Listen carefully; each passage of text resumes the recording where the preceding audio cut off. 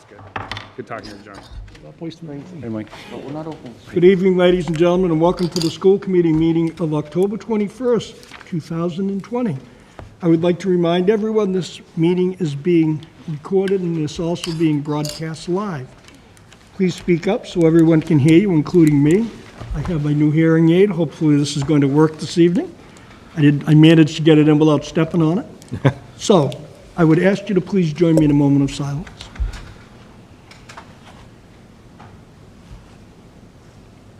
Thank you. Would you also please join me in the Pledge of Allegiance to the flag? I pledge allegiance To the flag. Allegiance to the flag of the United States of America, To the to republic. the republic which stands one nation, under God, indivisible, with liberty and justice for all. Mr. Small is participating remotely, so all votes will have to be roll call. Mr. Small, can you hear me? Yes, I can. Okay, thank you. Also, we've got a ton on the agenda tonight, so I'm going to jump around a little bit. I'd like to keep moving as much as we can. We have some people coming in at 8:30. We will be going into executive session as soon as they arrive. So please bear with me as we're going to try to get through this as quickly as possible. I'm going to jump right to the superintendent's report. Thanks, Bob. So we're into the third week of October, and we really haven't been able to have a conversation or let some of our principals talk about what the wonderful things that are going on since we opened in September. So I've invited the elementary principals, the middle school principals, the high school principal, and our remote school principal to give you a very brief overview of what our kids are doing in school, what school looks like in a COVID world, and present a brief presentation. So elementary folks, you're up. They're going to be using the board. Yeah. You remember Karen Downey, principal of Conley, Darlene Foley, principal of Duval, and Gary Pelletier, the interim principal at Indian Head. Thanks for having us tonight. I'm Karen. We have just some pictures, really, because we feel like if you can see the kids' faces, you'll know what we've been experiencing. And it's easy for us to talk about it, but when you see the kids, the most important part of our opening really has been that the kids are so excited, so happy to be there, as we are as well. So first of all, thank you to everybody, everyone who helped us get there.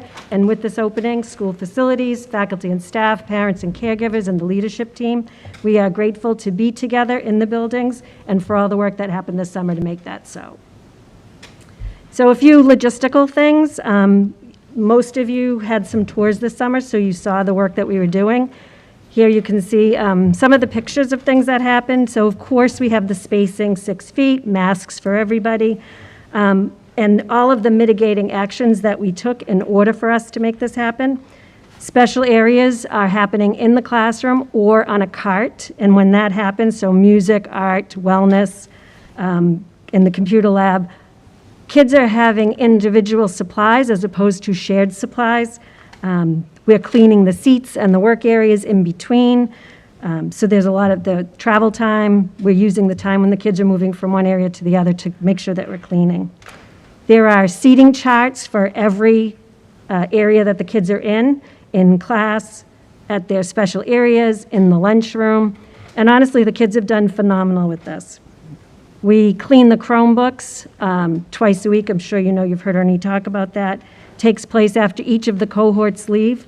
The industrial hygienist inspects that and reports back to us, and that's been pretty valuable information and has been really impactful. And mostly, really, minimal handling of materials, hand sanitizers everywhere you look, in classrooms, offices, lunchrooms, the entryways, and really it's all about safety first. But the best part of the opening is that we have kids in front of us. I think, thank you for having us tonight. It's very exciting to be back in class or have the kids back in school. A lot has taken place since early spring, and the kids have been doing a fantastic job of keeping socially distanced. We were kind of curious as to how they would do when they first came back, and they have just taken off with it. We have put all kinds of protocols into place. We have scheduled mask breaks. Throughout the building, if you look at these pictures, you'll see that there are markers on the floor. We have paws that have been put outside the building to give visual cues for kids so they know how to keep socially distanced. It's absolutely amazing that they just took to it like ducks to water. They're absolutely amazing.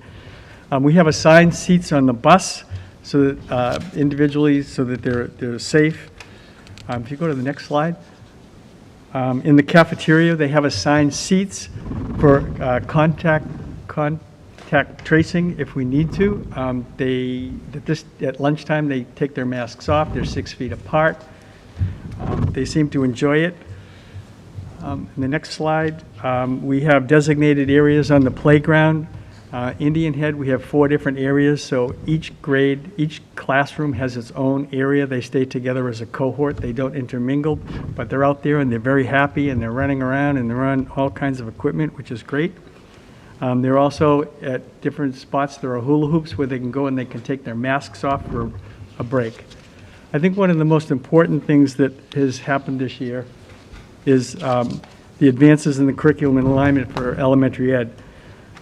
Jane Cox, our Director of Curriculum and Instruction, has worked very hard along with our lead teachers and our reading specialists in bringing together all 3 schools heading in the same direction. Of course, because of the hybrid model, we're using Google Classroom in all grade levels, K to 5, in all the hybrid, the virtual and the remote. It's integrated with Clever, so there's a single sign-on for kids when they're home working with it. This is our 2nd year in Ready Math. It's a very critical component to what we do because there are computer, like MyPath, which the kids can do at home virtually without having to have a teacher in front of them. Because it's only in mid-October, and we've only had the kids for the last 4 weeks, we're still at the beginning of the year assessments. We only have them 2 days a week, so it's taking us much longer to do that. I think one of the most exciting things this year is we have a new reading program, Into Reading. This is the first year. It's K to 5. We've been doing an awful lot of professional development and collaboration with each other to understand it and implement it. We also have new assessments. One of them is called Amira, which is actually artificial intelligence that does some of the assessments. So it's pretty fascinating to see that happen. And this is also being done by the remote learners as well.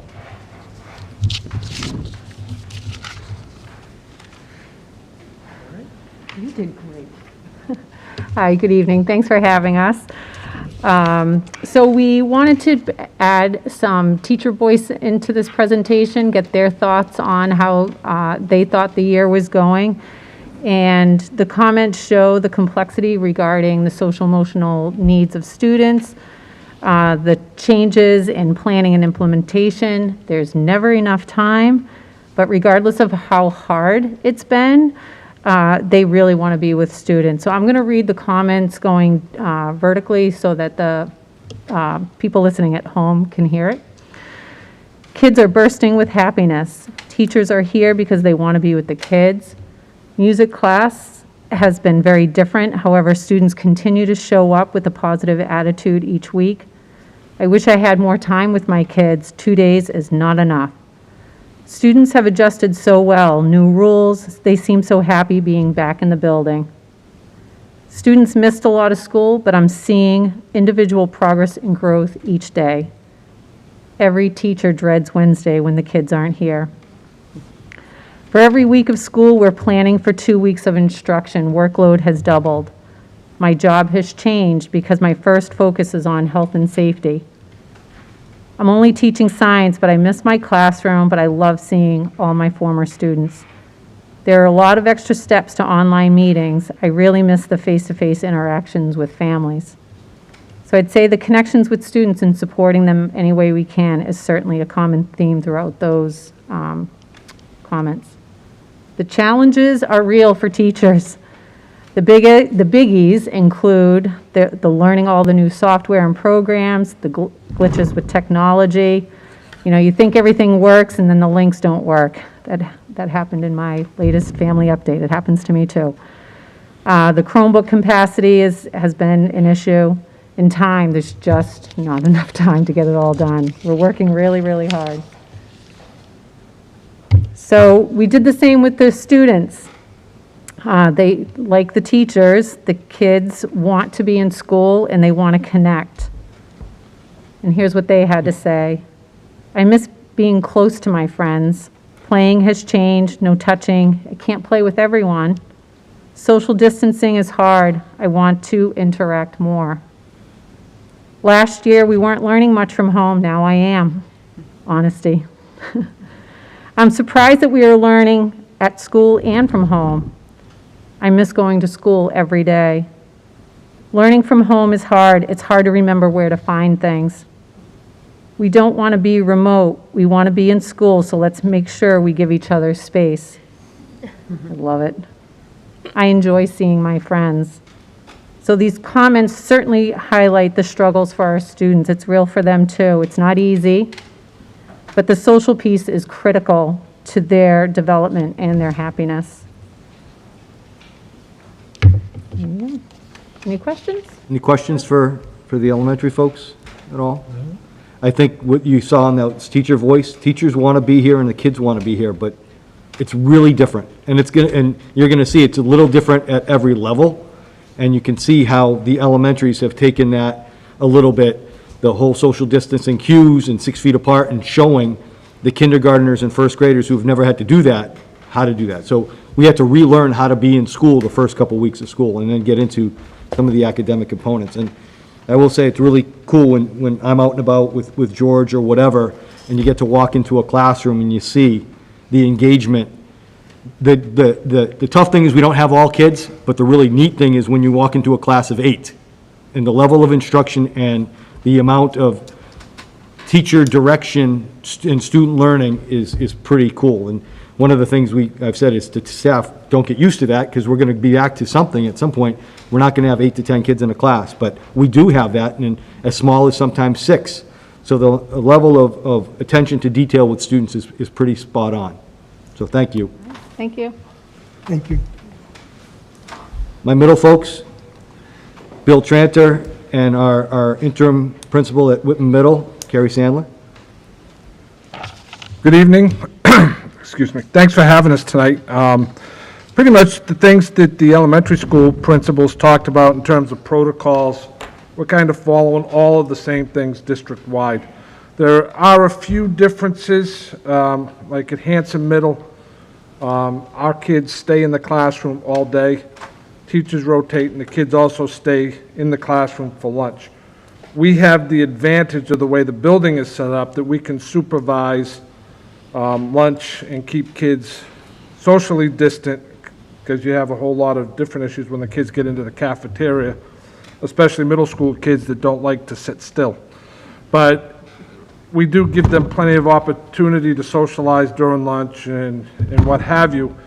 And I think that those types of protocols have worked well when we saw the outbreak with the hockey team in the last couple of weeks, that we didn't have any spread in the middle school. We had a lot of kids, but it was all based on that hockey interaction and not the school interaction.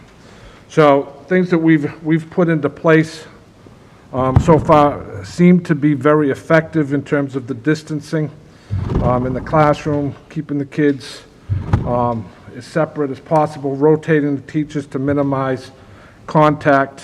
One of the things that we were able to do at Hanson Middle is we took our cafeteria and turned it into a sensory area for our students who might be having a tough time during class, need a break, need some movement. We have set up a hopscotch, we set up some bouncy balls that they can bounce on. We have paper and crayons and things that they need to color and just kind of clear their head and get out of the classroom. So we have a place for that, and our counseling staff is able to supervise that. A couple of other things that we're doing. We're adding Edgenuity as an online component in our classes so that students get more instruction through the online program with video instructions work that the teachers set up for their students. So it's not just they go in and have a whole bunch of assignments. They actually have some real instruction. The issue that we have right now is we just had PD last Wednesday, and the teachers are starting to play with it and put it together. And they're looking for more time to really work together to make it as effective as possible. And the one thing that I think we all need to remember is that when we get into education and going through college, none of us ever took the class, How to Teach in a Pandemic. So every day, we get a little bit better. We learn something, we figure it out, we make changes, and it gets a little bit better every day. I know everybody thinks that teachers can jump right into it, and I told them at the beginning of the year, this is going to be the hardest thing you've ever done. You think you know what teaching was, throw it out the window because it's going to change and it's going to be difficult. Relax, we're all in this together, and we've had a lot of support from the administration, from other principals. Kerry and Mike had worked very closely in our planning, so things were in good order when we opened, and they get better every day.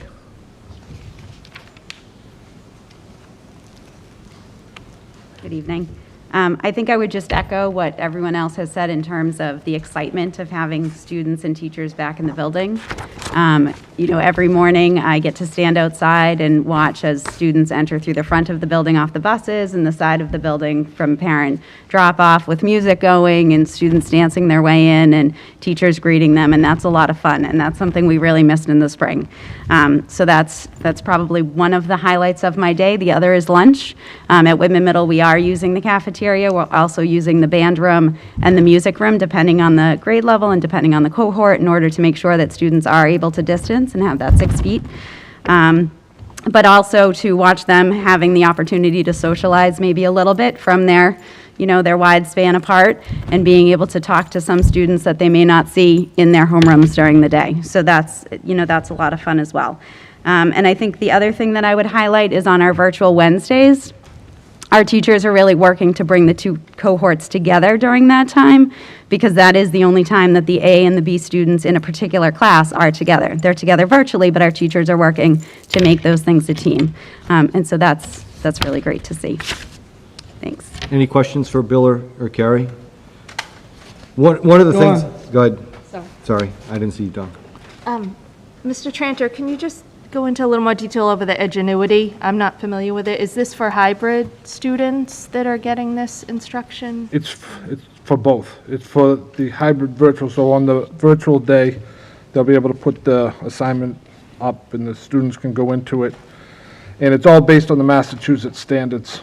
And, you click on it, there's a little video warm-up, an introduction.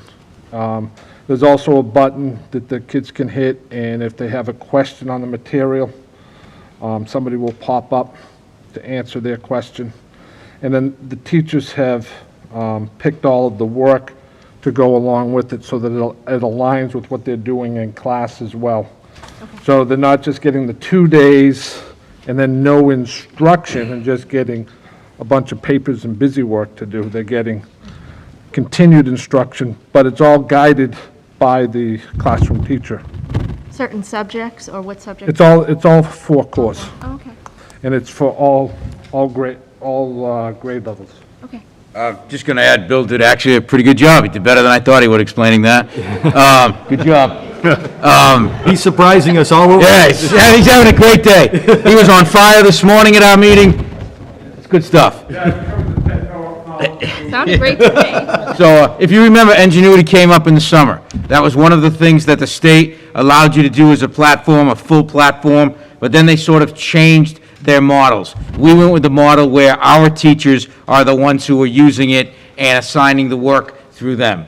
So it is now just a piece that our in-school teachers can use for our hybrid cohort support days, and also our remote teachers at the middle school level have the ability to use it.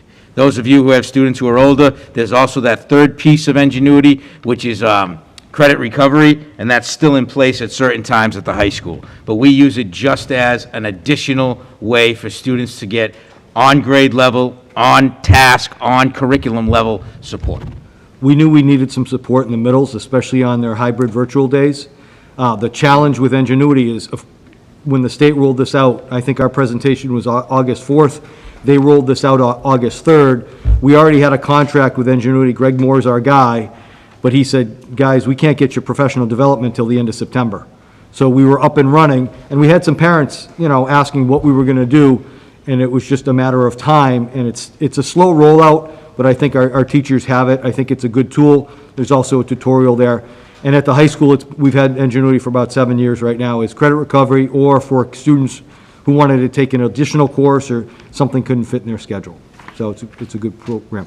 The other piece I just wanted to mention about Bill and Carrie, middle school kids are usually fidgety and usually have a lot of kids in your office once in a while for discipline. What's discipline been like at the middle level? Zero. I think kids want to be here. We don't have detentions. They haven't been fidgety. I mean, I think kids really want to be here, and I give credit to the teachers who keep them engaged when they're here. So they don't want to get in trouble. Thank you, guys. Appreciate it. Thank you. Dr. Jones, we got about 5 minutes. I know you're usually about an hour long, so if you could cut it. I get a bad middle school yield the rest of their time to me. No, you got time, Chris. You told me to keep it short, so I'll keep it to the 17 points that I had to make.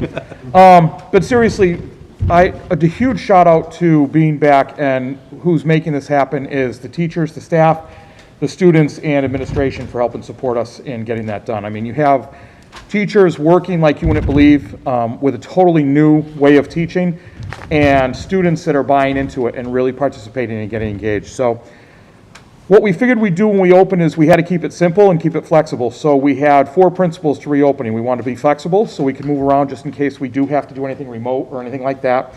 We want to maximize in-person learning with teachers. We want to increase our focus on SEL and building relationships, and we want to have constant communication. So keeping those in mind, what you're looking at now is the school changed their schedule, the high school changed its schedule to 6 shorter periods. They're stagnant periods. They don't rotate. They used to rotate. But to keep it simple so students could log in, they're in the 6-period schedule. They meet every day at the same time so that if we do have to go remote, then we're just going to adjust that and keep that schedule so it's nice and simple. What we've heard from some students as far as feedback is that it's easier to keep track of. It's easier to schedule around, and the classes are shorter. They're not too long. Because what our teachers are doing to make sure that we maximize in-person teaching and learning is that they're streaming their class live from their classroom. So a teacher is in front of their classroom, they've got up to 15 students in front of them, and they've got up to 15 students that are at home on the off cohort streamed into the computer. So they're going back and forth, getting participation from the computer. Some are facilitating class discussions that way. They're having them do different things at the same time and so forth, so they can move through the curriculum, but keep all the kids on the same page. And what teachers are now doing is they're pairing students in the classrooms, now that we've got Chromebooks out to every kid in the class. They're pairing the kids at home with a partner in the classroom and so forth in different groupings like that. So they're trying to keep that class together as one, even though they're a separate cohort. So that's really working well. The logistical and safety piece, all our floors are one-way, with the exception of the main floor. We have one-way stairwells. Our lunchrooms have been split into 2. We're utilizing the lunchroom that we typically use, the student dining, and we're utilizing the back of the gym, the back quarter of the gym. So we have students in there and students in there. That's not too cool. That's the biggest complaint we've heard, because it's assigned seating and it's assigned location based on class. So students don't particularly care for the idea of being in a pre-selected lunchroom, pre-selected seat, but we're doing that for contact tracing purposes. One of the neat things we've seen about that, because we're trying all kinds of different things to keep them engaged during lunch, one of the neat things we've seen is they're starting to talk to people that they wouldn't normally have talked to before. So they're branching out a little bit. We were concerned about that, being nervous and so forth. We did speak to all the classes and ask them to look, you don't have to necessarily like somebody or hang out with them, but be friendly. You don't have to be friends, but be friendly. Consider the student sitting in a lunchroom that doesn't really want to talk to people around them. And we've noticed a lot of students talking to each other and things like that. So that's a good part of that. Attendance, we've noticed, so there have been some questions about attendance. One of the things that streaming has allowed us to do is that if a student gets up in the morning and has what people determine as COVID symptoms, instead of taking a chance or anything like that, if they don't feel well, they stay home, they log into their classroom, because it's just as if they were sitting in the classroom, not as good as in person with the teacher, but they're able to log in, attend the class, and get credit for being there. They're marked physically absent for emergency purposes and things like that, but we adjust the attendance and they're marked present remotely so that they're still in there and it doesn't hurt them for attendance-wise. We also noticed that for students that have to be quarantined for any kind of close contact, if there's an extended absence, they can still get into the class. And that's directly because of the work the teachers are doing to keep them all together and stream at the same time. The one or the two big things that seem to be an issue have to do with culture. If you've ever been to this high school before COVID, it is now a completely different world. There's a lot less students.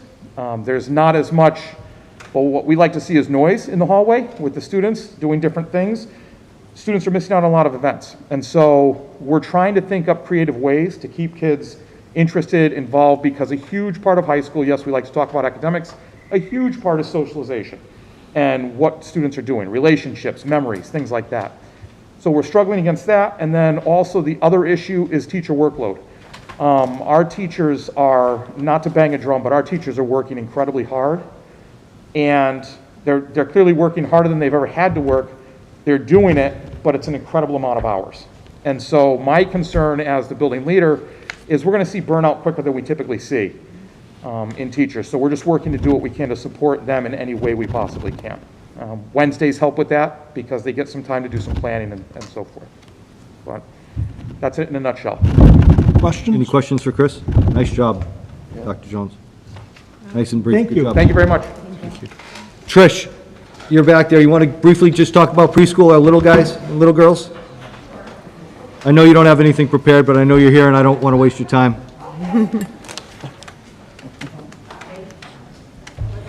I'm Tricia Collins. I'm the principal of the Preschool Academy.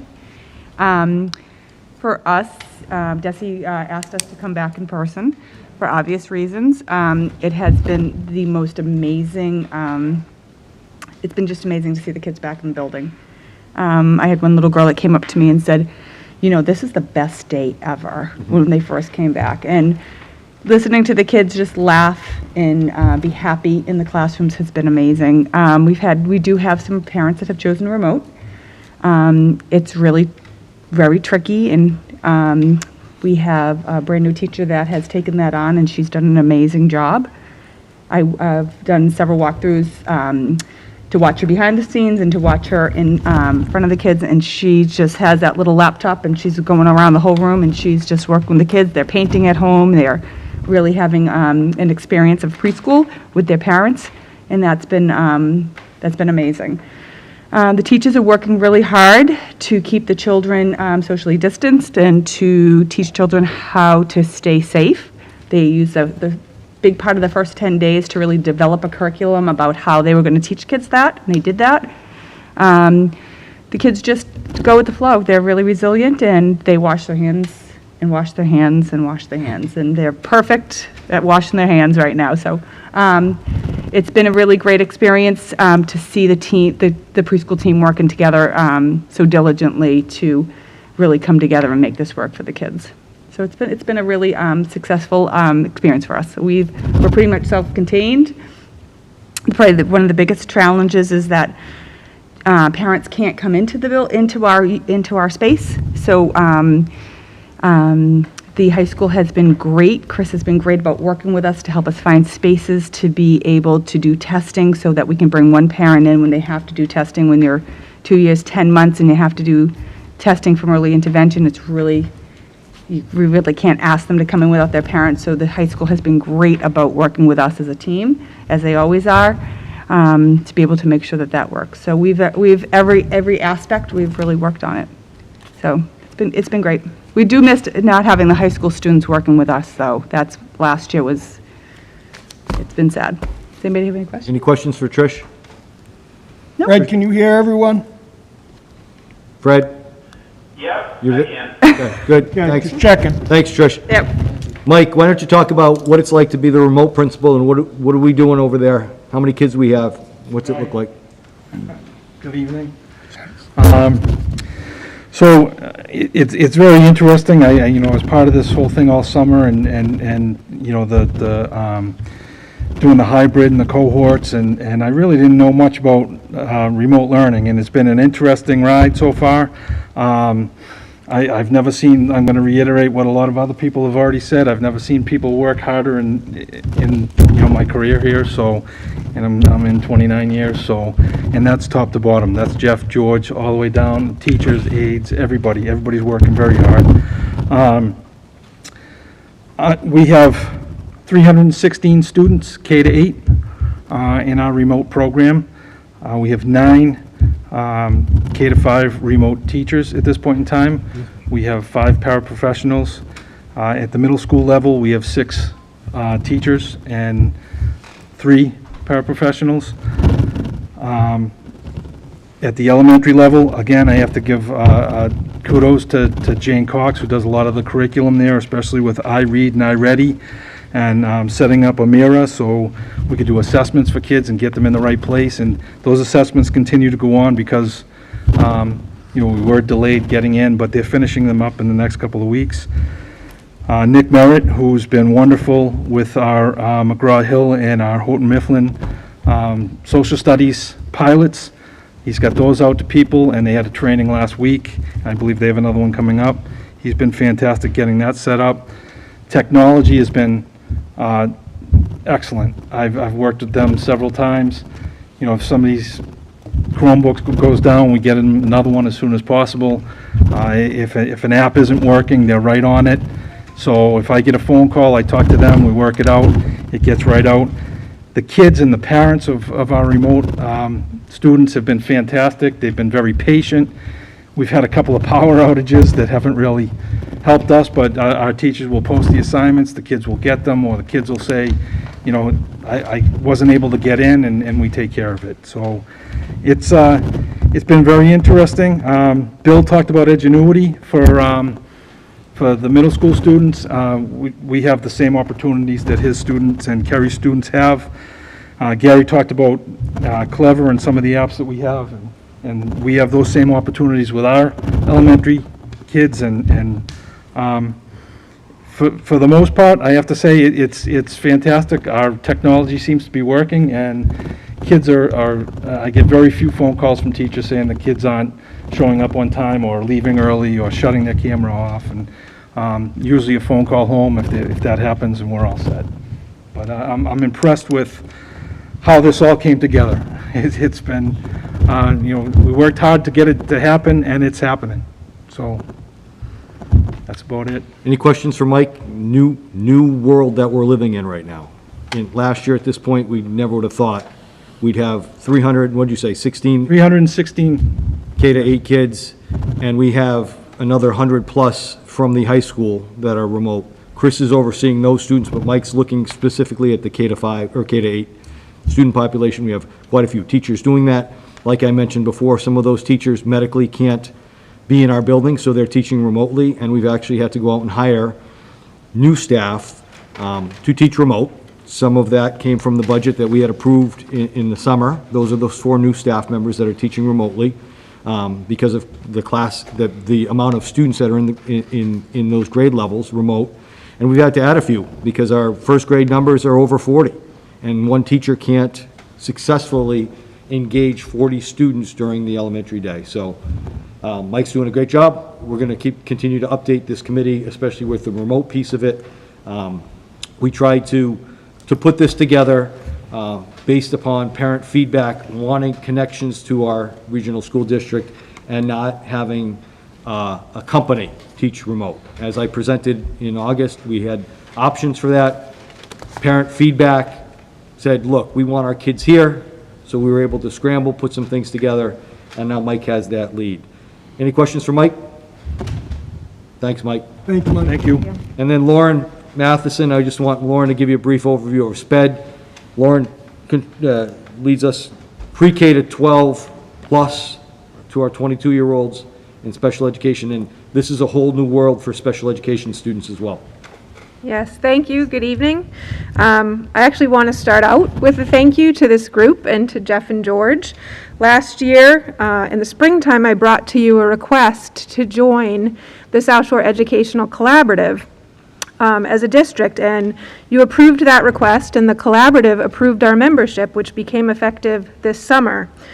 And With our membership in the collaborative came a significant tuition savings for our students that attend there. And with the savings that we saw from joining, we were able to start a new TLC program, which stands for Therapeutic Learning Center, for our elementary students in Hanson. We have a program in Whitman, but in looking at our continuum of services, our Hanson students did not have that access. So they either needed to go across town or sometimes even out of district. So keeping our students in their home school provides them opportunities for inclusion with their peers, the peers that they're in neighborhoods with. They don't have to get on a van and go across town. They're able to be included with their own peers. It keeps kids in their own towns, as well as helps to keep kids in district. So that was a huge bonus, and you had a part in it, so thank you for that, for approving that, and I'm excited for that program. Next, I want to talk to you a little bit about what learning looks like for students with special needs and our English learners. As you've heard tonight, everyone is working really hard. That goes the same for our special educators, our paraprofessionals, and our related service providers. They're working really hard right now. Before school started, we had 10 days before the students came back, and every one of our liaisons and team members contacted every single student on an IEP plan and had personal conversations with each family and came up with a student support plan that helped the parent understand how the IEP would be delivered regardless of which model they were choosing. So regardless of if the student was remote, if they were in a hybrid model, or they were full-time in person, services look different. The what and the how looks different, and the when. So these conversations happened. IEP services are still being provided. We're learning new things. Teletherapy is happening for remote students. We have virtual social skills groups. We have breakout Google Meets where we can provide individualized instruction, math support, reading support, writing support. We just did an elementary and middle school training on a new Orton-Gillingham-based reading program that now we've learned how to do online. So even our direct phonics instruction for students who need some remediation is being done virtually. And our staff has really been working hard to learn all of these new programs, to learn how to provide these services to students in many different locations. All of our substantially separate programs in the district, and we do have programs at every school now, we have prioritized full-time in-person learning for these students. DESE has asked us to do that, and I'm proud of the fact that we've been able to do that, and I can tell you that in working with our out-of-district coordinator, some private schools haven't even been able to do that. So the fact that our students with the most significant needs, who we can do this safely for because we already have classroom spaces with small cohorts, with teachers who are working with these students based on their level of need, we're able to bring them in safely and do that every day. We're also bringing in our English learners who are level 1 and 2, so they are really early on in learning the English language. They're benefiting from coming in on both of the cohort days. They are getting double lessons in English and math, but for someone who is learning the language on top of learning content, that is super helpful for them. So they're getting the repetition they need, and we're able to prioritize them, so that's been great. Finally, I want to end with a congratulations. Our officers and members of the Whitman Hanson Best Buddies program that we have here at the high school has just been honored from Best Buddies International with the Inclusion in Leadership Award.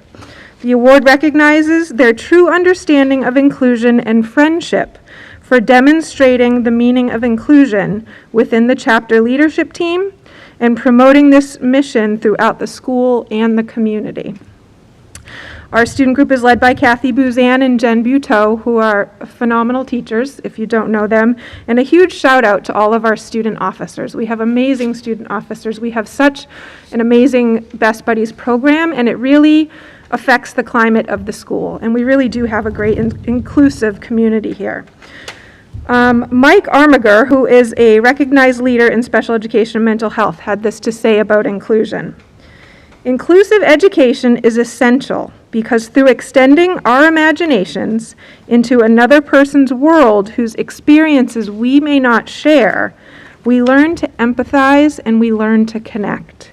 And those skills are worth teaching our young people. And I couldn't agree more, and I couldn't be more proud of our inclusion community that we have here at Whitman Hanson. Any questions? Anyone? Thank you. Thank you, Lauren.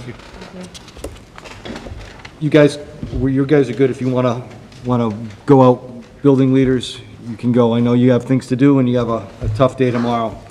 So thank you so much for your presentation. Thank you for speaking about what we're doing. Skylar, are you still here? Thank you, everyone. Yeah, she is. We have our student representative, Skylar Leonard, from Student Council. So Skylar's going to be with us at our school committee meetings, and she has a report to give you. Okay, so how the year has been so far, through talking to my students and peers every day, we've all agreed that the beginning of the school year was a little rough trying to navigate online learning, but now feel that being and getting back into the gist of everything, that school has been a lot more easier, and it was just being out of school for so long and then getting on a new schedule was hard to navigate from just doing whatever for 6 months. And then how online learning has been, it's students obviously like being in person a lot better than online, but the workload has been manageable. But on Google Classroom it shows all of the numbers, and everyone agrees that when you log in on Monday and see this week's assignments and you see there's 18 assignments due this week, it's overwhelming and stressful just to know this is gonna have to all get done this week, even though we know there's no other way around it because you only have those 2 days. And everyone has also said that they like being in school a lot more just because they feel more engaged, and at home people agree that they're not as motivated because they don't have someone really right in front of them watching what they're doing, or to tell them to kind of oh, you got this, that's whole situation.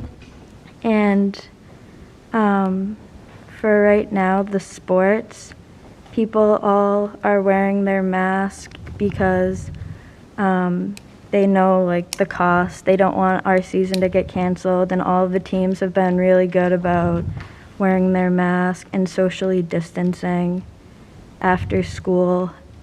And it is a good outlet for all the students so far because no one has seen each other in so long, and it's great to just be in school and have after school activities because even the clubs have all been online. So doing a sport right now is very beneficial, more than ever, I would say.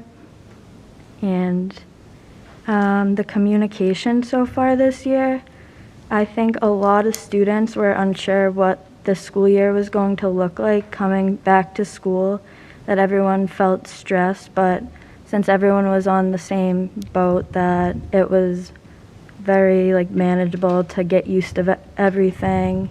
And the changes, no one knew how it was gonna affect us, lunch or the hallways. We all knew what we were walking into but didn't know what it would really be like. And then what's going on in the school right now, we're doing trivia during lunches Tuesday and Fridays, and students can win cookies made by Culinary.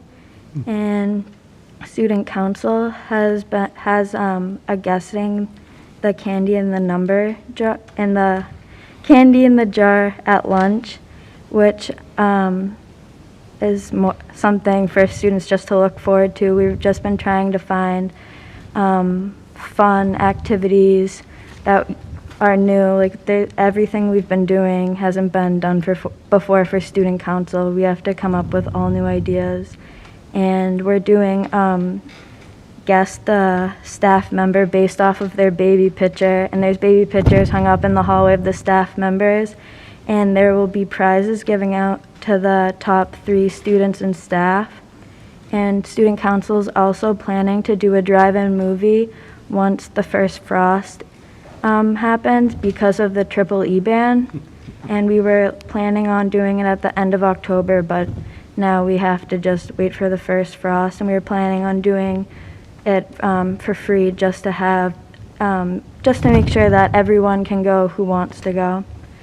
Also, there's a new pre-med club who was created by one of the seniors, Savannah Murphy, and other clubs in the school have been meeting, such as a cappella, marine biology, SAD, and Key Club. And that's it. Good job. Very good. Any questions for Skylar? Thank, Are you set? Mr. Scrivens got Was it a, one. what, I thought I heard you say pre-med. Yes, Really? yes. Wow. All right. That's great. Thank you. Thank you, Skylar. Thank you. See you in a couple weeks. Well done. Mr. Tuffy, want to give a little bit of a budget overview, please? And I'd like to introduce Miss Otina. She's from Whitman. She is on the Whitman FinCom, and she's going to be our FinCom liaison to school committee. Mr. LaMontina is the selectman liaison. I spoke to Randy on Monday at our building committee meeting. So welcome. Good evening. Sitting there is a unique view. I get to watch the people as they present. And as I looked at the elementary school teachers, they had this great big presentation up on the board that they could read. And our student representative is reading that off a telephone. I have no idea how that works. For tonight's meeting, I sent you two pieces of information based on the budget. The thicker one has to do with expenses. And to just talk about expenses very quickly, at this point in time, things are looking pretty reasonable, pretty well. So far this year, we've spent about 30.4% of the budget. That's compared to last year when we had spent 36.6%. Now, I realize that years are not exactly the same, but at some level, an awful lot of what we do is a fixed cost and will be the same every year. Salaries for teachers, the cost of property and casualty insurance, health insurance, those are almost fixed costs and pretty much the same every year. We're running the same kind of buses that we did last year, so that's sort of a fixed cost as well. And utilities are relatively the same whether we have 600 kids or 1,200 kids in this building. The cost of heat and light is much the same. So it's not a perfect metric, but it does give us some information, and so far it's not looking too bad.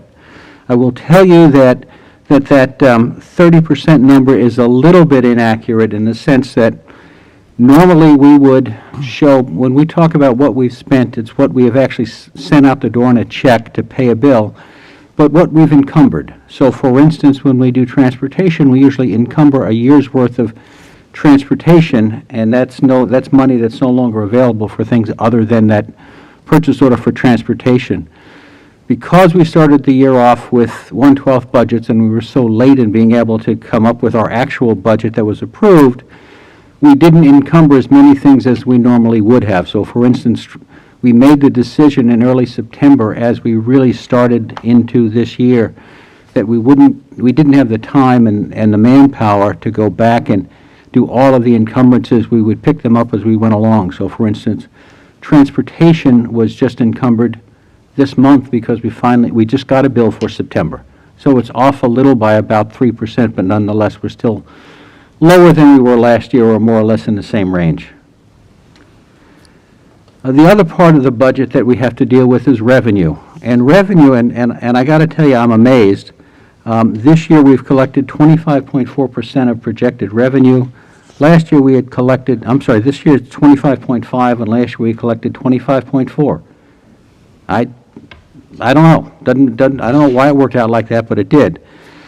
When we talk about revenue, there are a couple of things that we're going to have to take into account. Now that we're fully back and we've gone through some people who have left and new hires that have come in, we're going to have to go back and reconcile our salary accounts, our substitute teacher accounts, and our SPED accounts, and see if there's any major changes between what we projected and what the actual budget is. And so that's information that we'll be working on. We also know that we have a couple of other accounts that we're going to have to adjust. One is unemployment. Based on the unemployment costs we had this summer, that's an account that we can guarantee is going to have a deficit, so we'll recognize that early on. And I mentioned utilities. We know that heating will cost more this year because of changes in what we have to have for air exchanges. So as the winter goes on, we will be dumping a lot more hot air outside and bringing a lot more cold air inside to heat up. So how that will affect that bill, gosh, I don't know. We'll work with Ernie to get some information, but I think it's going to be, to a large extent, experience that will tell us what that's going to be. So those are some things we're going to have to deal with. And then finally, on the revenue side, I mentioned, and something I've talked about before, we still don't have a final state budget. So we don't really know exactly what that number is going to be. We've seen the moral equivalent of a local aid resolution. The state has made a commitment to what they say the minimum for Chapter 70 will be, and that we know is going to be a reduction of about $110,000 over budget, so something we'll deal with. And how are we going to deal with it? We're expecting that the grants that we've been given, the grants or the COVID aid, or however we want to describe it, will help fill some of that gap. Not in terms of replacing revenue, but in terms of covering some costs that were not budgeted and not expected. And finally, we don't know what the regional transportation number is yet, but that will come out as well. The latest talk that we're hearing is that it really will be close to Thanksgiving before there's a budget that's been sent by the House and Senate to the governor. It's going to be the beginning of December before we actually get a budget signed. It's not the first time that's happened, and if things continue to go the way they are now, we'll work our way through it. Are there any questions? I'll be glad to answer in any level of detail that I can.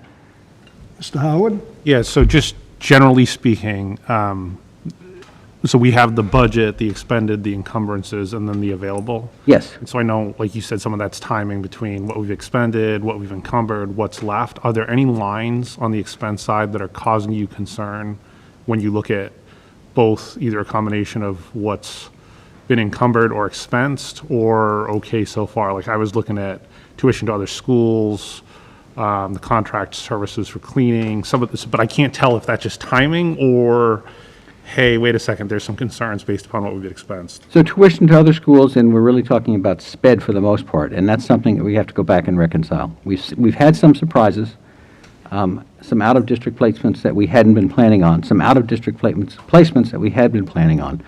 So we've got to reconcile that account. At this point, there's nothing that I look at and go, oh my gosh, it's going to be a mess.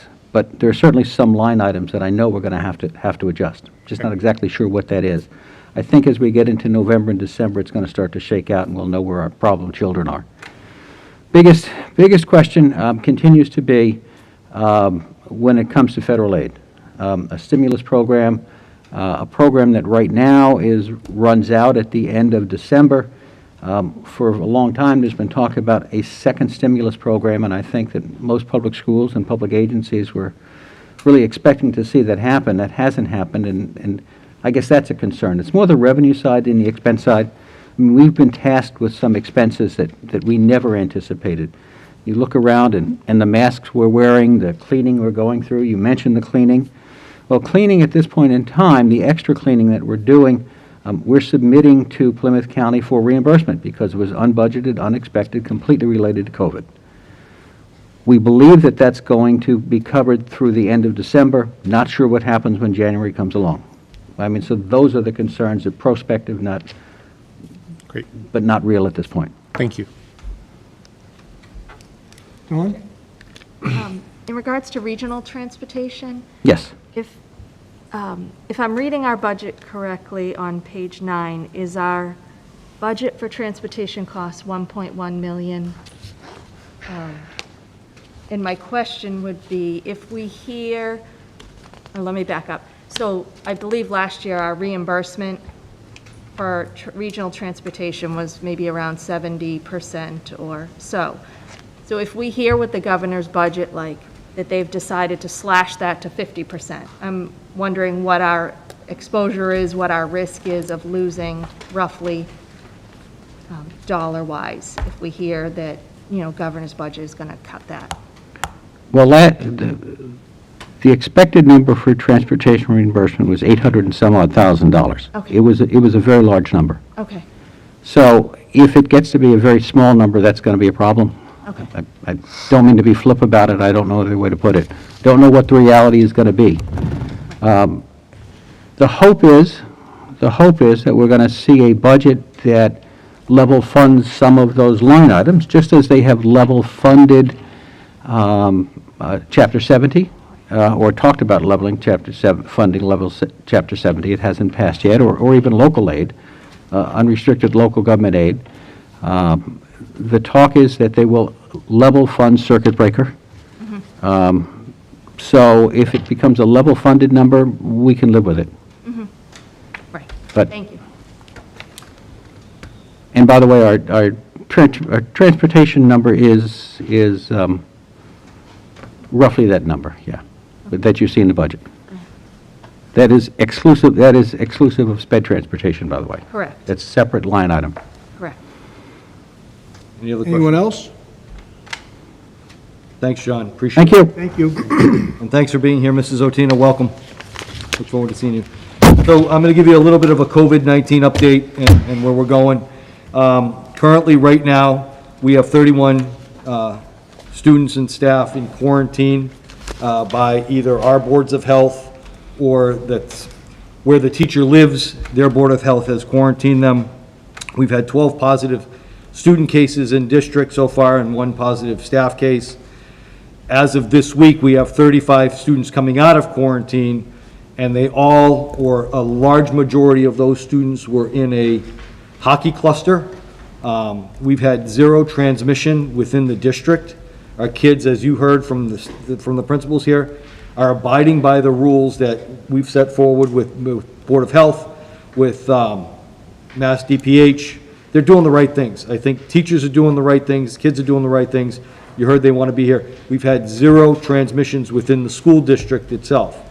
The concern I have is the state map and the red, yellow, green, gray. As we know, Hanson went in the red last week. Whitman was in yellow last week. We're all assuming on the Whitman side, based on numbers that we saw on Columbus Day weekend, Whitman will probably be in the red. So what does that mean? I sent out a letter to parents and staff last week saying that just because we're in the red doesn't mean we're leaving school. In August, the commissioner, the governor said, look at this map, look at this metric to say, hey, if you're in the red for 3 consistent weeks, look at the data, and you're probably going to move to remote.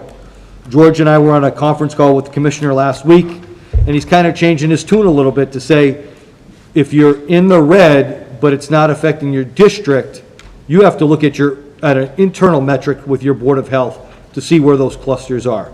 So I'm telling the community, I'm telling the school committee, right now, we have 1 week in the red in Hanson, and we are a district. So if Hanson stays in the red, it's almost like Whitman is in the red. We're not going to say to the Whitman kids, come to school, and the Hanson kids stay home. So we're doing one decision for the regional school district. I was on a conference call with the Whitman Board of Health the other day with Lisa Tobin, and I have to give a shout out especially to Lisa, because she's almost working 24/7, 7 days a week. Parents call her on Saturday. My son tested positive today, just letting you know, and the contact tracing with both boards of health springs into action. On Columbus Day weekend, you all received my correspondence at 6 o'clock at night. Lisa was working all Columbus Day, getting information out, and she's only using information that can be verified. She's not taking a parent, I heard that so-and-so was, it's not a Facebook post that this kid has it. She's confirming with the parents. So if we end up in red, and Lisa just texted me, we have a Board of Health call on the 23rd. I'm going to be looking to the Board of Health to make recommendations whether or not we stay in school, or they feel it's unsafe for our students to report to school. It's not going to be a lone decision on my part. If they close us, it's their decision, but I don't think they're going to do something without input from the regional school district. Lisa's been working with them, telling them where our students are. They know right away, and we haven't had that cluster within these schools. It's been outside, it's been youth sports, it's been a few other little things. I don't know what it's going to look like in other communities. Being very upfront, I'm concerned that if other school districts go remote, Marshfield, Norwell, Hanover, Pembroke, whatever, and I have teachers that live in those communities that have kids, they're not going to have any place for their kids to go 2 days a week.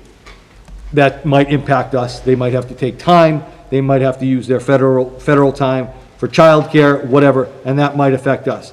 I don't know. I've been on calls with our superintendents locally so that we can almost make a unified decision of where we're at. And right now, the predominant feeling is it's not affecting our schools. Our schools are cleaner and safer than they've ever been. Keep our kids here. That was the conversation I had with Chief Greno the other day. I want to keep our kids here. It's beneficial for them socio-emotionally, academically, all of the above. It keeps our parents sane so that they have their routine right now, and that's where I stand. The Board of Health will make that decision if they need to, but based on the information that we have right now, we're going to move forward with our hybrid learning plan that we have.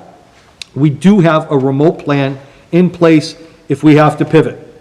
The thought process is if we do pivot, it's not going to be for a week, it'll be for 2 to 3 weeks. So parents can adjust their schedule. I'm not going to call off school on Thursday and say remote because of COVID and then expect kids to come back on Monday. It's going to be a time frame, and that's a discussion or a decision we'll make, and I'll give the committee that, and we'll voice it, and we'll communicate that with families. It won't be a spur of the moment. We'll lead that up to the conversations we've had with Board of Health. But we do have a remote plan in place in case we have to move to remote. Or one of the superintendents texted me today, said, what if the state is mostly in red and the governor moves us out? Or the commissioner moves us out? So those are all factors that we're going to take into consideration. The one thing I'm waiting from DESE and there's no metrics out there right now, is if we do go remote, say we're in red and the Board of Health says after the 28th of October, we've been in red for 3 weeks and it doesn't look like we're coming out and our percentages are raising, and we go out, and I would say November 2nd through Thanksgiving. That would give us 3 weeks out plus the Thanksgiving holiday. We return the Monday after. What if both communities are still in red? There's no metrics for us to return necessarily unless we work it out internally with our own boards of health. So before we make those decisions on going out, I want to work on a metrics with the boards to bring us back. What I don't want to do is make a call to go out and we're still staying red through Thanksgiving and the holiday season, the winter holiday season, and we have no plan on returning back to at least our hybrid model. So that's where we're at with COVID. Lisa's done a tremendous job. The building principals, I got to give praise to both boards of health. They are working their tails off with us. Enough that, the contact tracing, they'll call us and say, Johnny was coming to school, he rode the bus. We call the bus company, they have a seating chart on the bus, it goes over to them, they then make the phone calls. We don't make those contact tracing phone calls. We want to keep things private because of HIPAA. What we also don't do is if a parent comes, like I said before, we don't have a parent call in and just say, my student or XYZ student. We confirm that with the parent of the child or the family member who might be testing positive. It's difficult. The quarantine piece is challenging for our students who are out for 14 days. It's challenging for our staff who have to quarantine even because of their family member who might have the illness, who might test negative, but the family member still has to, even if they test negative, if the family member is positive and even the family member, I would test negative as a spouse, I still have to quarantine for a time period. So it doesn't necessarily make sense sometimes, but we are following the guidelines of our local boards of health and Mass DPH. We haven't gone above those guidelines. We've stayed within line of those guidelines. So this has been, when the principals say this has been challenging, this has been a real challenge for us administratively to try to make decisions. As Bill Tranter said, we didn't go to school for this. I didn't go to school to call off school because of COVID and who's positive and who's negative and my staffing levels and who's going to cover if we go out. Some of my colleagues have had to call off school because they have too many teachers out being quarantined. And we're trying to err on the side of safety. So I'm telling this committee, I'm telling the communities, just because we're in red doesn't mean we're necessarily going to go out. We have to look at the data. We want to make sure our kids are safe. and we're going to follow the direction and the advice and the recommendations of both boards of health with COVID. But we do have a plan in place if we pivot. That being said, too, outside of COVID, if you've seen the commissioner put something out the other day, I can now call a remote day a snow day. So if we have inclement weather and it looks like it's going to be a bad morning, I can tell the staff and students the night before, we're going to have a remote day. Now, that's great, except in both these communities, we're losing power every day, so that doesn't really help us. But it's an option for us to move and set the end of the year date in June for inclement weather. We can have a remote day. Now, I told that to some members of the superintendent's council today who are seniors, and I could have gotten booed out of the cafeteria because they've lost their snow days, and seniors always look forward to their snow days. But we will not be using, unless it's really a blizzard and we look like we're going to lose power, most inclement weather days or snow days will be our remote days, so we won't have to make that up. That's a one-year reprieve that the commissioner gave superintendents this year. Anyone have any questions about COVID or our response? Yeah, just have a question on like, when these cases are reported to the Board of Health, like in Hanson, they have the assisted living. Do they consider that part of the number if they're looking to close school? Because those people aren't going anywhere. So that's a very interesting point. They have been part of the red, but the commissioner has now said to us, as of our conference call last week, that they're pulling those assisted living pieces out, the prisons out, the colleges out, the nursing homes, the soldiers' homes, so that in your numbers, you have to look at that outside. Hanson hasn't told me if they've had any cases at the assisted living place yet, so I don't know if those numbers are actually the Hanson cause. Looking at the families affected by the hockey piece, probably not there. It was that cluster. And Chris Howard and I were talking a little bit before, it spread quickly.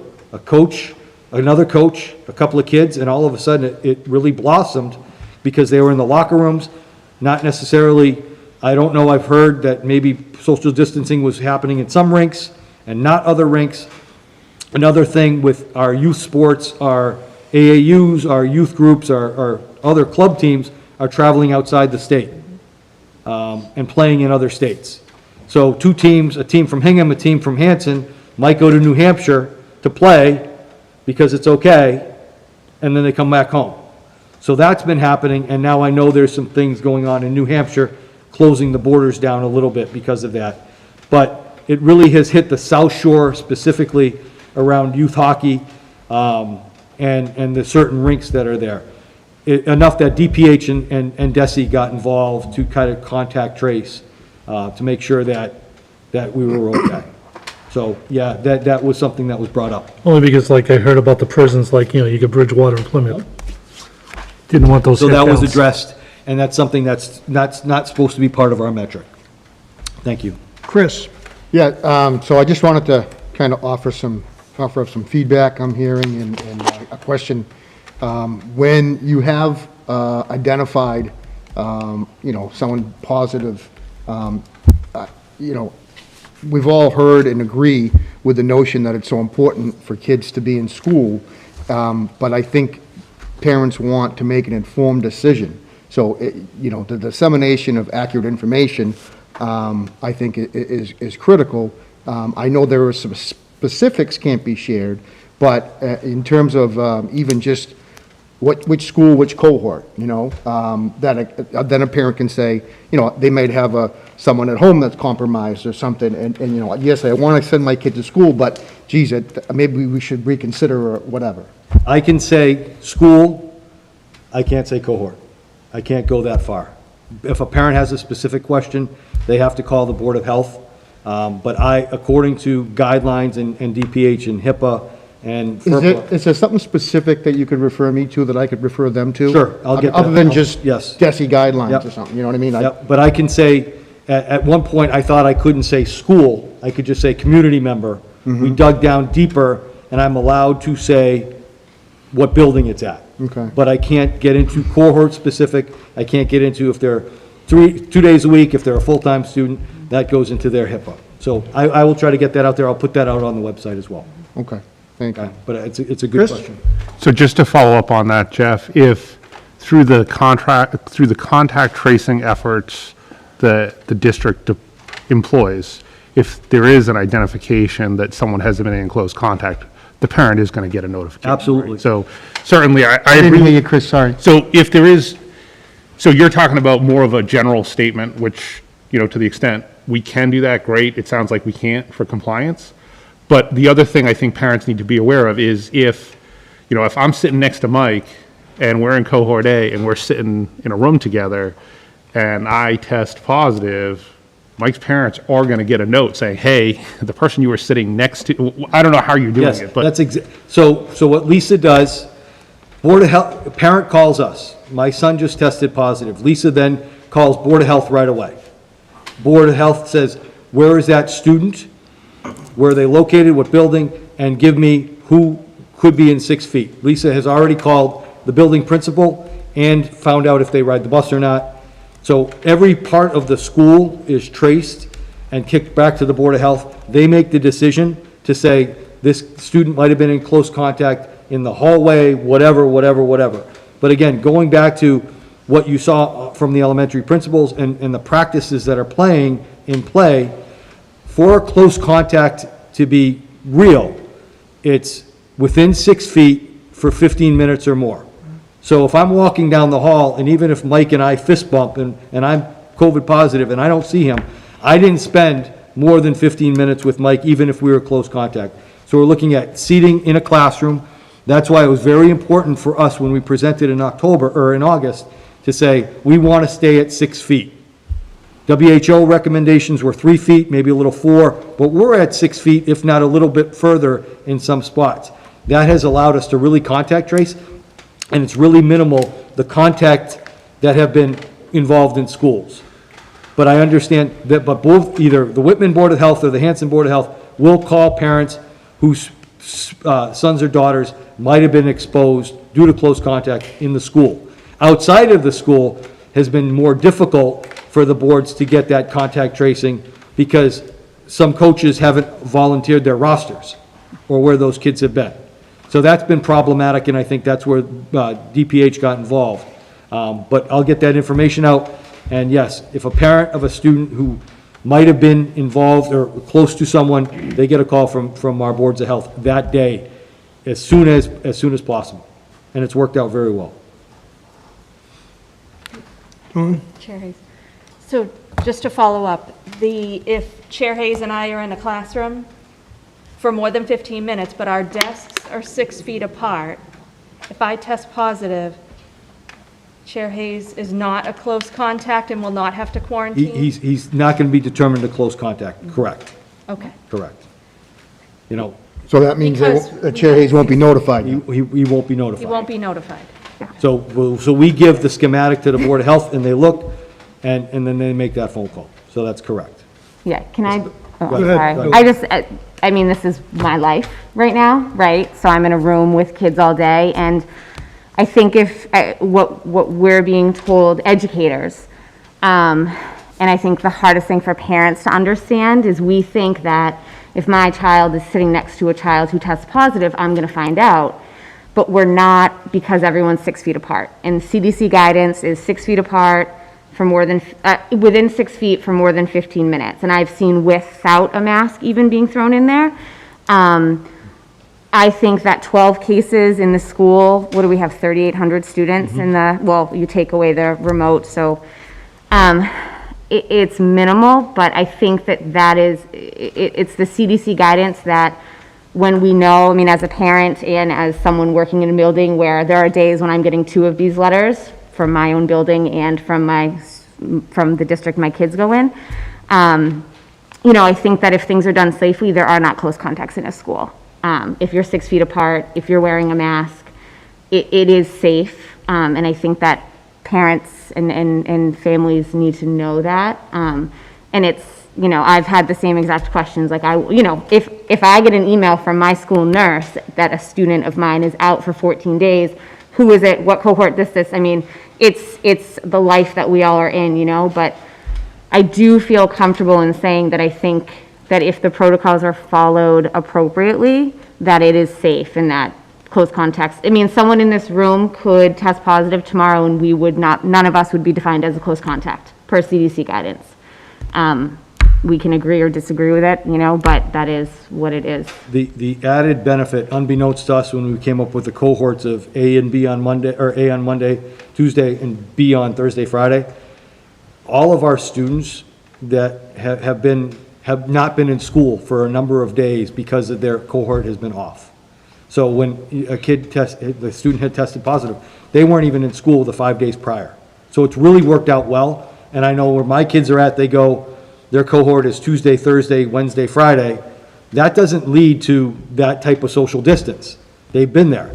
So unbeknownst to us, it was a benefit, and it's working out well for us, but that's an added safety benefit that we thought that has been shown to be pretty good.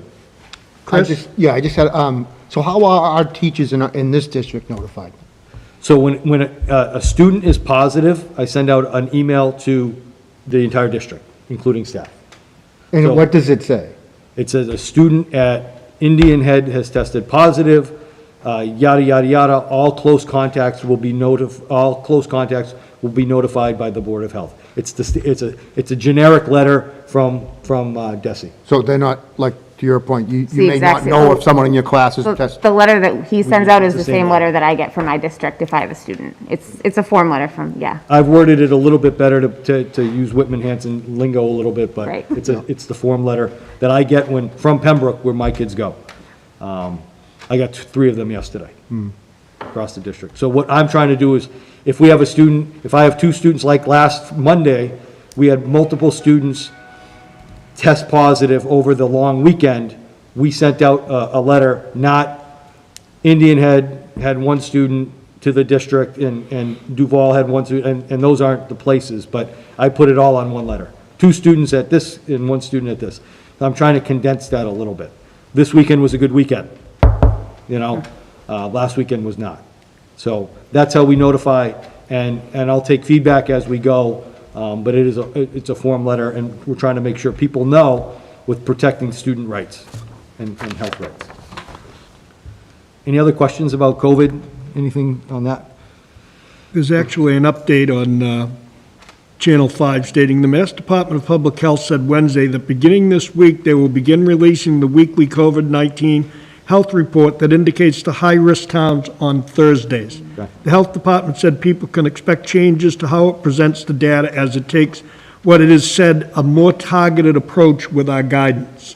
According to the health department, beginning with Thursday's report, the Department of Public Health will identify a municipality's positive cases have significantly impacted by a clearly identified cluster in a long-term care facility, higher education institution, or a correctional facility. And that's basically what you were just discussing. It just came through. Okay. And I'll keep the committee up to date as I get more guidance. Mr. Boyce? Yeah, Jeff, thank you, Mr. Chair. Jeff, you mentioned Chief Greno. What's he involved in? Is he like on the calls with the Board of Health? So or- Timmy is the emergency officer for Whitman. Right, yeah, So- okay. So he asked me when we were talking about the long weekend and the increase in cases, he said, do you think I should schedule a meeting with Board of Health? I said, absolutely, so I can connect with Alexis. Whitman has hired a part-time nurse to do all their contact tracing, and she's worked with Lisa. Hanson has not. There's been some talk about that with Mr. Stanbrook potentially of Hanson getting a part-time nurse. It just hasn't come to fruition yet. But on that conference call with Alexis, Timmy, their nurse, and Lisa, the other day, Tim was like, you want to keep your kids in, right? I said, yeah. And he might be looking at other restrictions or the town pulling back once they go into red or making some suggestions there. As most of you know, in Whitman, most things aren't open in Whitman still as far as town hall. You can by appointment only, it's not a drop-in. And the town itself is discussing whether to open up different things. My priority is keeping kids in school and making sure their schedules aren't impacted by a shift in the community that isn't necessarily caused by us. So again, I'll keep you updated as I can. Hopefully those updates, when I get information, I shoot them out to you, just so that, as Mr. Small always said, I don't want to get caught at Stop and Shop with no information from the superintendent. So I'll try to give you information as I get it. Sometimes it's pretty bland because I can't give you specifics, and I know that puts folks in an awkward spot sometimes, but that's just the way it is right now. I just have I'm sorry. Go ahead, Hillary. I just have a follow-up on that shifting, like if you need to pivot to remote.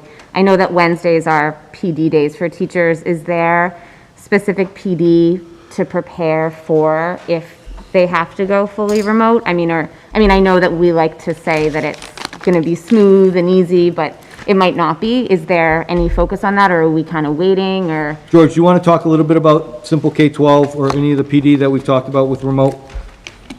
Please. So depending on the date, time, and what happens, we'll have to see what obviously our district calendar is like. But one of the things we've tried to do is to make sure that when we went in the summer, when we went into it, we did a lot of training on setting up your Google Classroom, making sure that everything was taken care of. What we're now talking about with the principals is that in your classrooms, make sure you're using the Chromebooks that are available so that you can start training the students on how to do breakout rooms, on what do you have at home? Do you have headphones at home? Do you have a whiteboard at home? You know, so that we are all ready to go in case. We also have for our staff Simple K-12. Simple K-12 is the professional development. It's called PD in Your Slippers, and it's a 24/7 piece of professional development that has everything that you need for blended learning, online learning. It has everything from the business office that can learn to the teacher themselves, Google Slides, all of that, so teachers can partake of that whenever it is that they want.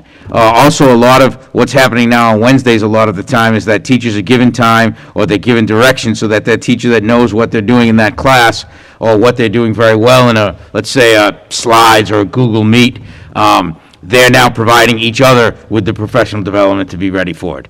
But the state, we did not keep any of the 10 days from when the state allowed 10 days to open because that wasn't what was offered necessarily by the commissioner. It was 10 days to prepare, and then as we get ready and we're seeing these metrics, it's been very good that actually that we have these metrics, we're starting to prepare so that we can be ready to go out if we have to, or pivot if we have to.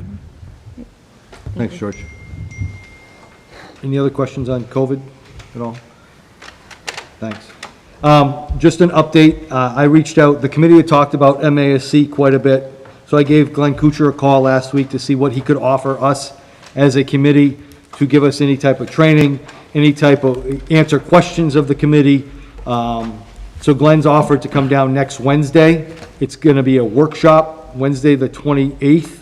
It's not a scheduled school committee meeting, so it's not an open meeting. It's a workshop, 6:30 to 8 or 8:30. Again, it's an open, he's going to ask questions. He's going to direct this committee to what we should be doing, what we shouldn't be doing, and answer and provide feedback for us as a unit, provide training. We've talked about goals. We've talked about a few different things. I know Glenn a little bit, and he's a pretty good guy. If you haven't met Glenn, he's the executive director of MASC. He speaks freely. He's dealt with a lot of school committees over time, and I think he's the appropriate person to guide us along the way. So Glenn will be here next week. If you can make it, that's great. I hope all 10 folks can be there. I haven't talked to Glenn what it's going to be structured like. I don't know if I'm going to be there, if George is going to be there or not. I don't know if it's a school committee thing. So I'm going to work that out with Glenn, and we'll send you out an invite. But again, it's not a public meeting. It's a workshop. No decisions will be made. There won't be discussions to make decisions on anything. It'll be a workshop, or really a professional development for the school committee. So that'll be next Wednesday. I just missed the time. 6:30 on Wednesday. Thank you. A week from today. A week from today. At 6:30 here. Here. If you would give your goals, Jeff, we're approaching the time and the attorney has arrived for executive session. Yes. So if you can run through, do you expect that to be a lengthy discussion? No, I think we can go through these. I know folks have seen these. I just want to announce them publicly, where we're at. I put a new copy on your desk. I did have a typo on one, on the thing that Michelle sent you out. I actually had two, so I changed it very briefly. It's not about the goals itself. So goals for this year, off the top, not written down. I just want to be able to get through this year successfully, because I don't know what next year looks like. We're going to talk budget a little bit, and we bantered around. It's hard to project a budget when we don't know how we're going to open school in September. Will we be in a full in-person mode? Will we have to offer remote from now on? I'm not sure. So as we go forward, those are going to be talking points for us on what we want our district to look like in September of 2021. So I'm looking at my goals. You evaluate me on four performance standards: instructional leadership, management and operations, family and community engagement, and professional culture. All of these things and the indicators and all of the standards are on the DESE website. I didn't want to give you paper just to look at. If you want to look at the superintendent's evaluation, it's on the DESE website. There is a pilot of rubric there that I still don't know if DESE has approved the pilot rubric that I was on a committee in the summer of 19 to put this pilot rubric out there.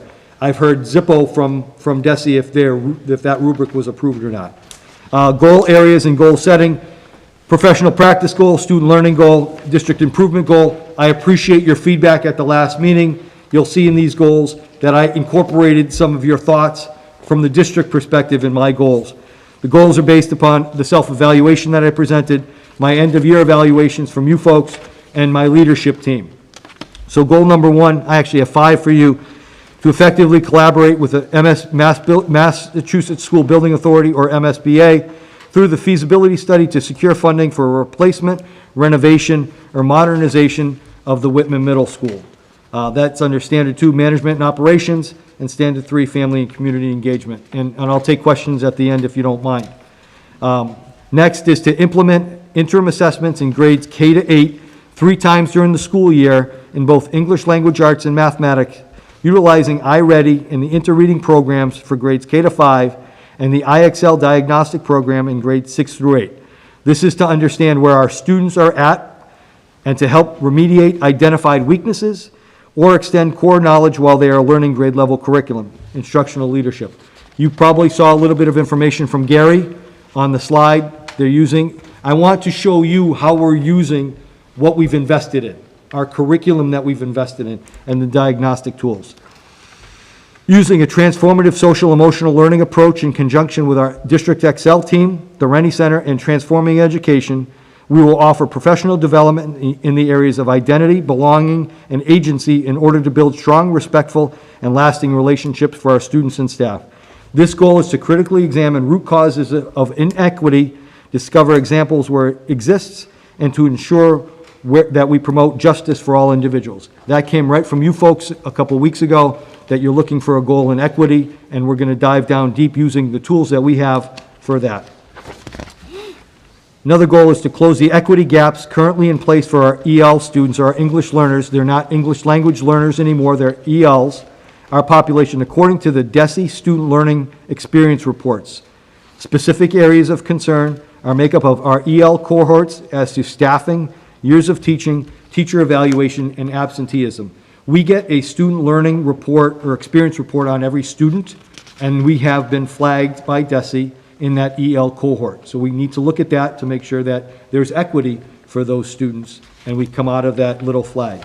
And then finally, implement through an evaluation of our technology infrastructure a sustainable plan for WHRSD to become a one-to-one Chromebook school district, which will also allow the district to fully transition to Google Essentials and its educational benefit. Management and operations, professional culture, and instructional leadership. I think these goals, George and I talked about these, we kind of put these together ourselves. I call us a team up there. These are sustainable, these are measurable, and these are goals that we can do if we're in remote learning or if we're in in-person learning. Last year, when we went to our full remote, some of the things that I had lined out in October of last year were not sustainable or not measurable because we weren't present. These are all, we will be able to do all of these, and I should be able to present to you evidence of that throughout the course of the year, whether or not we're in person or we're fully remote. Does anyone have any questions or comment? I entertain a motion to accept the goals as read for the 2020-2021 year by the superintendent. So moved by Dan. Discussion. Who seconded it? Either one. I'll second. Yeah. Dawn, do you have a question? Just a question, yeah. Go ahead. Thank you very much for putting these together. Just in regards to the professional practice goal, are these designated as the professional practice, student learning, and then which ones are? I kind of didn't do that because I had a hard time, because all of these could be professional practice. Okay. Some of these could be student learning, and some of these are district. So I kind of put it together that way. Specifically, I didn't want to align it, we had it up on the board, and this was going to be professional practice. But then when we talked about the equity goal from the district perspective, that was really my professional practice goal, but that came from the committee as a district improvement goal. So I just put those in as goals, and the committee can assign that and say, hey, look, this really is your professional practice, this is district. So I kept that vague on purpose. Okay. Anyone else? Chris? So I think, and I know the goals are hard because of the way that DESI kind of builds the rubric, right? But do you feel that the goals would be representative for us to be able to evaluate your performance at the end of the year? Because when I look at some of the goals, they are very specific and tactical. So I know we need to make them measurable, but at the same time, I feel like we're really drilling down to very specific items. And I pause a little bit just to make sure that you feel comfortable when we sit here a year from now and we're looking at your overall cumulative performance in terms of that evaluation, that these goals are representative of us. I think so. I think, for me, more specific right now is better.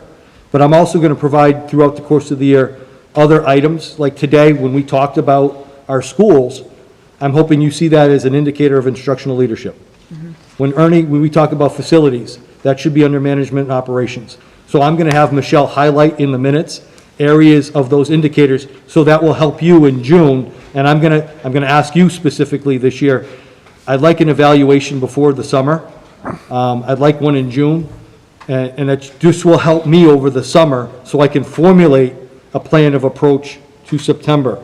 So in May, I'm going to formulate this. We'll have a formative in January or February, and then I will present to you evidence in May, so that by the end of June, I can walk away for the summer and say, this is where we want to be, and my team can then start to formulate where we want to be. It has been challenging to be evaluated in September and then come up with goals 3 weeks later. I'll just say that out loud. It's through nobody's fault, but I'm going to ask this committee to be focused in on that, because it helps me, since I'm the only person in both towns that's evaluated publicly. I'd like to be able to have that, in a timely manner, so I can then move on that evaluation and show the community that where we're going to stand in September. So that would be beneficial. So I'm asking you for that homework. I will provide you the resources for that. Michelle and I will structure some things a little differently, and we will flag areas of those indicators so that I can lead you to that, so that you'll have evidence of that, and it won't be saying, geez, Jeff said that in November, but I don't see it anywhere. So I'm going to help you along the way. Anyone else? Okay, this is going to need to be a roll call vote because Mr. Small is participating remotely. Mr. Howard? Yes. Mr. Jones? Yes. Mr. Boyce? Yes. Mr. Forth? Yes. Mr. Cullity? What are we doing? Mr. Scriven? Just voting on my goals. Oh, yes. Yes. Sorry, Dan. Ms. Sniffen? Yes. Mr. Hayes, yes. Ms. Byers? Yes. Unanimous. Mr. Small? Yes. Did I wake you up? Now I'm awake. No. Thanks, Fred. Thank you, folks. Thank you, Fred. Okay.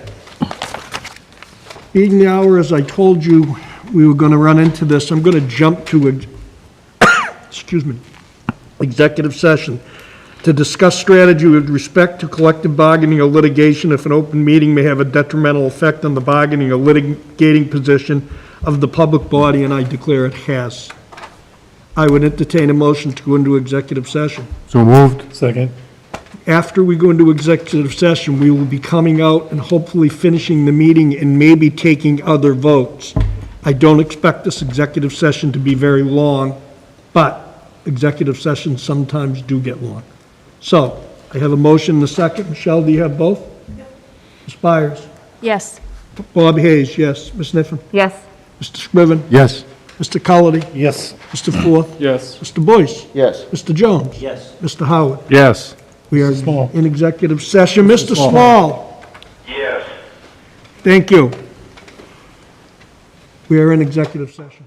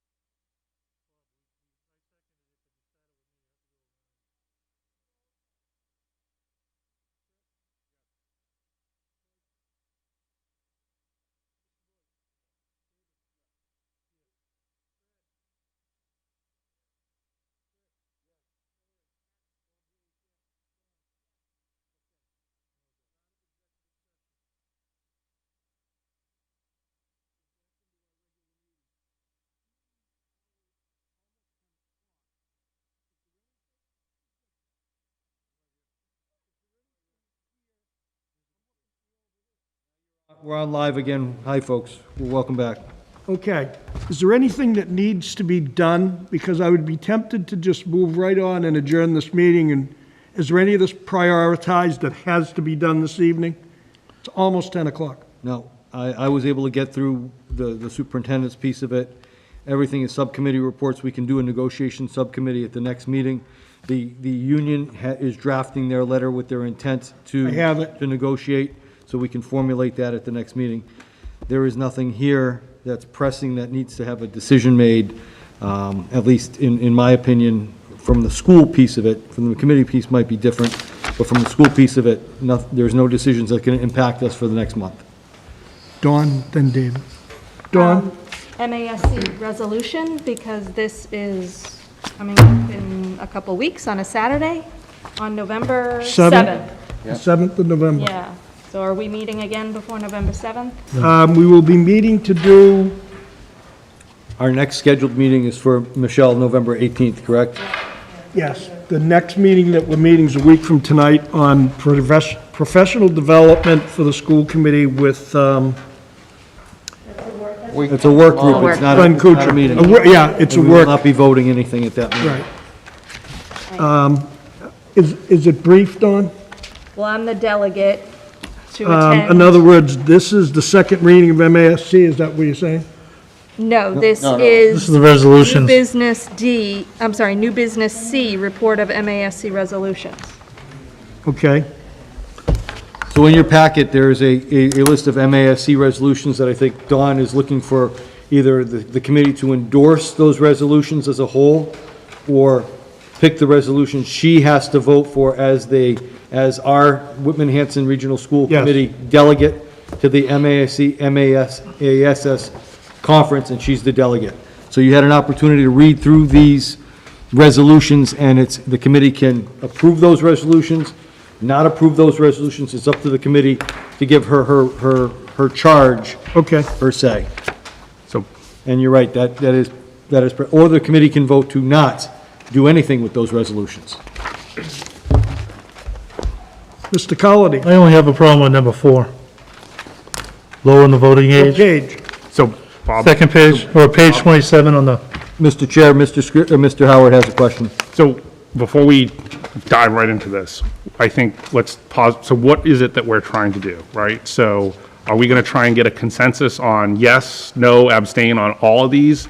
Having read these, I can tell you right now that this is not going to be a quick conversation, because I can tell you right now, we're going to hit some of these topics and we're going to spend about God knows how long on them, and perhaps we should. So I'm just, we may want to have a meeting and just, I don't know if we're going to set the expectation of, let's just straw poll, yes, yes, no, no, no, no, abstain, whatever, on each of these. Oh, it's going to take or way longer than that if we're going to go through them one at a time. We're going to be here for an hour or two. We should meet next. If we do a majority rules, Yeah, why can't you just vote it as majority rules, go right through them? Well, No, why couldn't you just do what he's saying, a straw vote, go right around a hand vote on each individual one real quick? We all read this already. Because we have Fred Michelle, remote. Michelle has a question. Go ahead. The committee doesn't necessarily have to vote for resolutions before MASC's annual conference. Dawn can abstain and then bring back information from the conference, and then we can vote on the resolutions. so I think, yeah, I think So that, the vote is to vote, if the committee wants to endorse the resolutions, that's your vote. What I think, Dawn, what you do at the You got a end meeting calendar. is, what do you do exactly? Do you vote that Whitman Hanson is supporting those, or? So I haven't been a delegate before, I'll take that. so looking for some guidance. So I think the problem is that when you get into that room, you're voting. So this was what Don and I talked about last year. So I'm sitting in the room and, some of these issues, so am I voting what I think? I don't think that's right. I should be voting what the committee thinks, right? Because I'm the representative for the committee. So it's not really fair to send someone and be like, well, what do you think, Don? Well, I don't know. Like, what? I agree, it's Right, so people are speaking at those committee delegations saying, well, we talked about this as a committee and this is what we thought. So we either need to come up with we just go around and yes, yes, yes, no, and majority rules, or we're gonna need to spend some time, which I'm fine doing, but I would caution. We have another meeting on November 4th. We're going to spend some time on them. Yeah, that might be. I think if we're gonna, I think another meeting makes more sense. I understand a straw poll in the essence of I'm good with another meeting timeliness. too. I'm not suggesting otherwise. no, I'm just right, saying, right. I'm this not is not saying- going to be quick. Right, and I think if we want to send Dawn as our delegate with correct information, representative of all of us, we need to have a conversation about these things. I totally agree, and it's nothing we can just jump into. David had his hand up first, Dan, I'm sorry. Oh, I thought you wanted to talk about, I'm sorry. Talking over- Oh, wait, no, I remembered, now I remember. Okay, all right. All right, I was just wondering, Chair, if, obviously, time is kind of, we're on a time crunch right now, but could we add the DESI district review to our next meeting and discuss that too? To do what? The DESI district review report from January 2014, it was on the agenda for tonight. So anything that's on this agenda, we'll put on our next meeting. Okay. That's fine, and if we're gonna schedule one for November 4th, we can schedule one for November 4th. Yeah, Just and know we'll that- finish everything we didn't do. Just know tonight. that next Okay, Wednesday is not a voting meeting, it's PD, and we're not gonna have a meeting that day. Mr. Boyce? Please add, thank you, please add Pilgrim Area Collaborative under this. We need a report from you. Subcommittee report. Okay, Michelle? Thank you. Dan, I'm sorry. The way the delegate works, usually MSAC has a division meeting prior, and you attend that, and they go over this. You bring it back to your school committee, you go over it with your school committee, and you say like, it's a yes for everything, or if you object to something, as a committee, there's, what, 7 of them this year? Which is kind of, how many?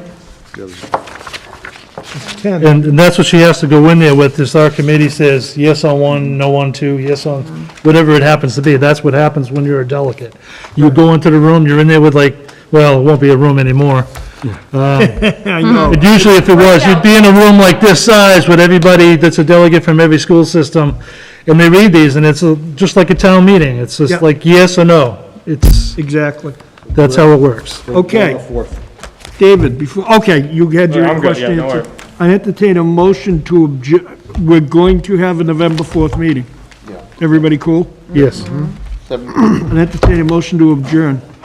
Let's make it, So moved. motion, Moved by Mr. Small. second it. Mr. Howard? Yes. Mr. Jones? Yes. Mr. Boyce? Mr. Ford? Yes. Mr. Cullity? Yes. Yes. Mr. Scriven? Ms. Yes. Stiffen? Yes. Bob Hayes, yes. John Byers? Yes. Thank you, folks. We are adjourned. Thank you. Please read your, Mr. Small.